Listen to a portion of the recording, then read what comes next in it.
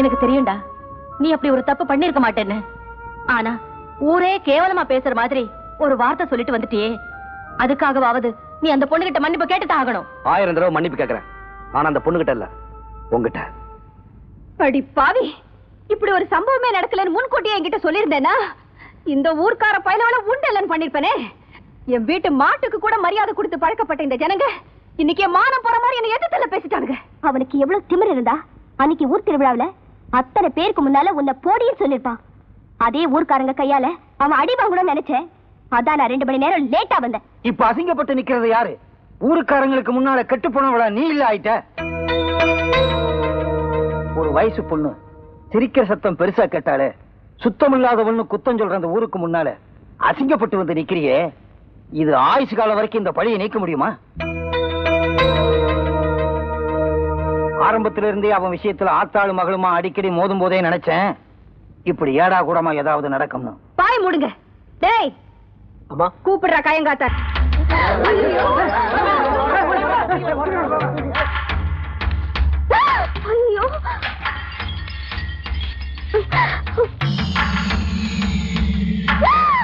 அவன் ரொம்ப நாளா தொலை பண்ணிட்டே இருக்கான். நீ விடு, அவனை நான் பாத்துக்கிறேன்.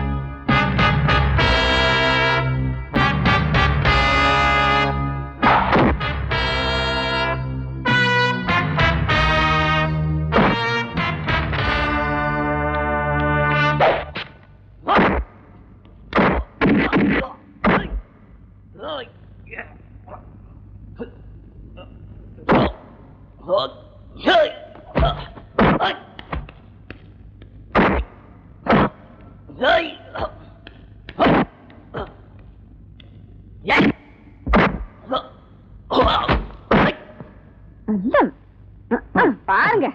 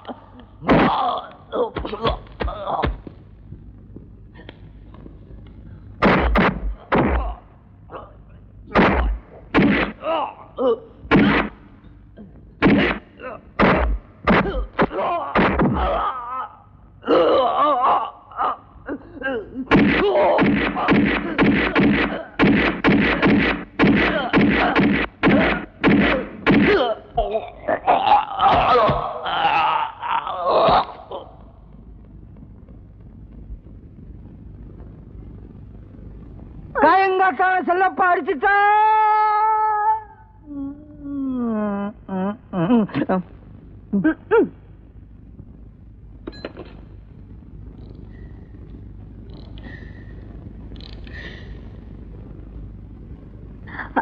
ஹலோ, எம்எல்ஏ ஐயாங்களா? வணக்கம் வணக்கம். நான் தேரியூர் பஞ்சாயத்து போர்டு பிரசிடென்ட் ராசாத்தியம்மா பேசுறேன். எல்லாம் நல்ல செய்திதாங்க. அன்னைக்கு ஐயா அவங்க வீட்டுல இருந்து பொண்ணு பார்க்க வந்தியலா? நான் தான் பொண்ணு படிப்பு முடியணுமேங்கிற கவலையில அப்புறமா பாத்துக்கலாம்னு சொல்லிட்டேன். யோசிச்சு பார்த்தேங்க, 7 சன்மம் எடுத்தாலும் ஐயா அவங்க வீட்டு சம்பந்தம் மாதிரி எங்களுக்கு கிடைக்குங்களா? எனக்கு இருக்கிற 50 கோடி சொத்தும் என் பொண்ணு ஒருத்திக்குதானுங்களே. அதனால ஐயா அவங்க பெரிய மனசு பண்ணி நாளைக்கே பொண்ணு பார்க்க வந்துட்டீங்கன்னா பேசி நிச்சயமே பண்ணிடலாங்க. வரீங்களா? ரொம்ப சந்தோஷங்க. உங்க மனசு எங்களுக்கு தெரியாதுங்களா? நாங்க காத்துக்கிட்டு இருப்போம்.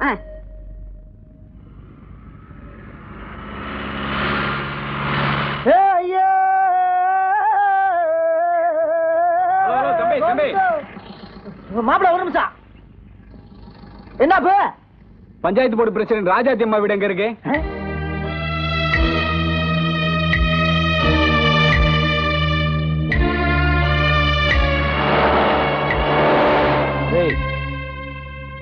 என்னடா கார்லாம் வந்த வேகத்துல திரும்பி போகுது? அதுவா மாப்பிள்ள, நம்ம ராசாத்தி அம்மா மக சரோஜா இருக்கால, அவளை பொண்ணு பார்க்க வந்தானுங்க. புள்ளதாச்சியா இருக்காளேன்னு ஒரு போர்டு போட்டேன், அவ்வளவுதான் ஆளை காணோம். ஏற்கனவே நான் சொன்ன பொய்யால சரோஜா அவமானப்பட்டு நிக்கிறான். அதுவே என் மனசை உறுத்திக்கிட்டு இருக்கு. இதுல வேற வந்த வர நீ வேற.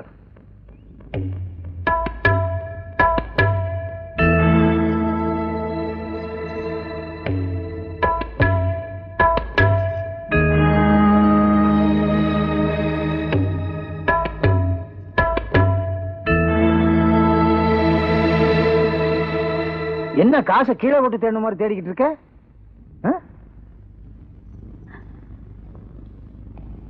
எங்கடி போய் ஊர் சுத்திட்டு வர? என் ஃப்ரெண்டை கூட்டிட்டு வர போயிருந்தேன். நல்ல வேலை, மாப்பிள்ளை வீட்டுக்காரவங்க இன்னும் வரல. வரமாட்டாங்க, வழியிலேயே திரும்பி போயிட்டாங்க.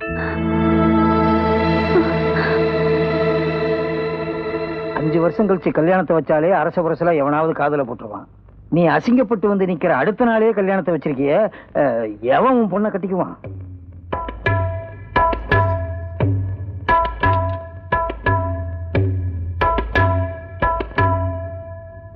என்ன அப்படி பாக்குறிய? இது எங்க அண்ணன் வீடு, நான் வரத்தே செய்வேன். நாங்க ஒரு தாய் வயித்துல பிறந்தவங்க, உரிமை இருக்கு, உறுத்து இருக்கு. மதனி, அலுங்காம அப்படியே இருக்கீங்க. காப்பி தானே கொண்டாங்க. உங்க கையால காப்பி சாப்பிட்டு எம்பிட்டு நாளாச்சு. ஊர் உலகத்துல பெட்டு குத்துன்னு மல்லுக்கு நிக்கிற பயலுவெல்லாம் ஒன்னா சேர்ந்துட்டானுங்க. காசுக்கு பொறாத விஷயத்துக்கு பொட்டு வானா உறவு வானான்னு 15 வருஷமா இப்படியே இருந்துட்டியல. பருமகனே, சொல்லப்படாத அப்பாவுக்கு?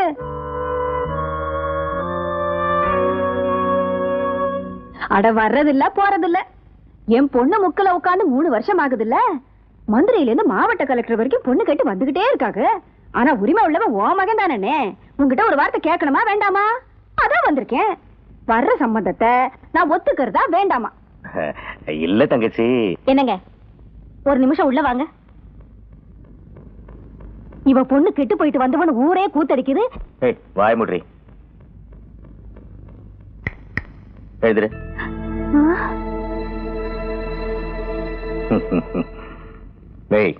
அத்தை காலில் விழுந்து ஆசீர்வாதம் வாங்கிக்க. நல்லாரு நல்லாரு. நாளைக்கே பொண்ணு கேட்டு வரேன்.